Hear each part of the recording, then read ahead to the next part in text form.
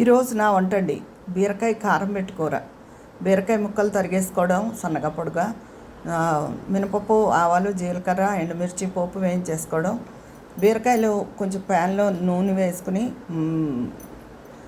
తగినంత ఉప్పు, చిటికెడు పసుపు వేసి మగ్గించుకోవడం.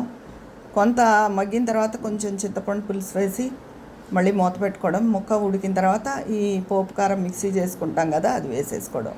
ఈ కూర చాలా బాగుంటుంది. ఎప్పుడు ఉల్లిపాయ వేసి ఉల్లి కారంలో చేస్తాను, ఈసారి ఉత్తినే మామూలుగా కూర కారం వేసాను అంతే. తర్వాత సాంబార్ అండి, ఇది ఆచి సాంబార్ పొడి వేసి చేశాను. అన్ని ముక్కలు అన్నీ కుక్కర్లో పెట్టేసుకున్న తర్వాత ఉడికాక చింతపండు పులుసు, చిన్న బెల్లం ముక్క, ఉప్పు, పైన పోపు, కొంచెం ఆచి సాంబార్ పొడి వేసి మరగనిచ్చాను, అంతేనండి.